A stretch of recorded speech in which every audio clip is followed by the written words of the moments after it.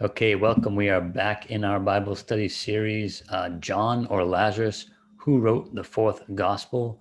Again, I think we've proven on earlier episodes that Lazarus is indeed the one who wrote the fourth gospel, but we've got additional things that keep coming up here. So today we have episode 12.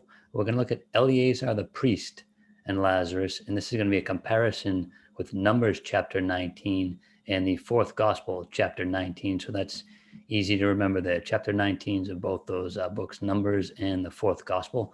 So there's some serious parallels here, and even if you don't see the connection with Lazarus as writing the fourth Gospel, this alone, just the parallels between Numbers 19 and the fourth Gospel, chapter 19. If you haven't seen that, it's pretty amazing. So Numbers chapter 19, we have the sacrifice of the red heifer. I'm sure you've heard that at some point, and then the fourth Gospel, what we believe is the gospel of Lazarus, we have the crucifixion of Christ. So we're going to look at the comparison here. So first off, we see the red heifer itself in Numbers chapter 19, verse 2 is an equivalent. Jesus fulfills that in the fourth gospel, chapter 19, verse 5. So you'll see my notes here. Left column is going to be Numbers chapter 19, and the right column here is going to be the fourth gospel, chapter 19. So again, red heifer and Jesus.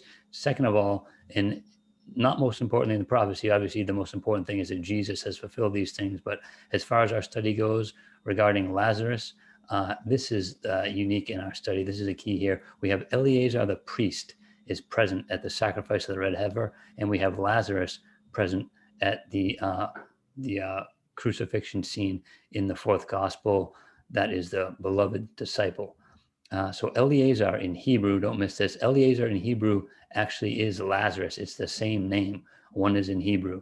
And the name meaning itself is God has helped or God helps. So that's key right there. So the heifer itself is slaughtered before Eleazar the priest in Numbers chapter 19. And in the fourth gospel, we have the beloved disciple, Lazarus, standing by with Mary, Jesus' mother, as he was on the cross. So in both, you get that same picture. They're there present at the cross, watching what's going on. Verse 8, we have some other parallels. These are just other things going on in these chapters that you can see hand in hand. There are parallels. There's one who burns the heifer. We believe that's probably Pilate in verse 16 of the fourth gospel. And then we have a man who is clean has to gather up the ashes of the heifer in Numbers 19. And in the New Testament, in the fourth gospel, you have Joseph of Arimathea filling the fulfillment of the man who is clean, because he takes the body of Jesus, just as the man who is clean gathered up the ashes of the heifer. I think that's pretty amazing there. And these ashes are taken to a clean place in Numbers. And in the New Testament, they laid Jesus in a new tomb in which no one had yet been laid. So that's the clean place. And then in Numbers, you have the blood of the heifer mentioned, and we have the water of purification mentioned as well. And as we know with the crucifixion scene, the blood in the water came out of Jesus' side as he was pierced. That's verse 34. And just to consider, these are just some quick things to look at, see that parallel. I really encourage you to just read these chapters right next to each other, back to back, or like I do. I like to listen to them personally, just get an audio version. And yeah, it's just gonna sometimes send a chill up your spine, seeing how they're parallels if you haven't already seen this. So consider Numbers 19 was clearly a foreshadowing of chapter 19 of the fourth gospel. Eleazar, I believe, was clearly a foreshadowing of Lazarus, as were the other people who were at the cross, as we mentioned, Joseph of Arimathea and others are there again.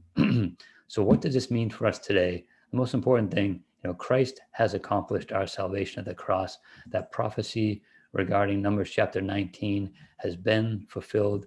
There's no need to be seeking a red heifer today. I mentioned that earlier. A lot of us have heard of the red heifer. Like, when I used to be a futurist, I used to, I know they're, in Israel, they're looking for the red heifer so they can fill the sacrifice. Well, it's done. This is another reason why, I think preterism is a strong case. The Bible already shows that these things have been fulfilled. So as Jesus said from the cross in verse 30, it is finished. We're not waiting for these things to be fulfilled, and we praise Jesus for that. So our next episodes, I think I'm just going to do a pure reading of Numbers chapter 19, and then the fourth gospel of chapter 19, just to give you a heads up for the next couple of episodes. But until next time, I hope you enjoyed that study, but contend earnestly for the faith that was once for all delivered to the saints, and God bless.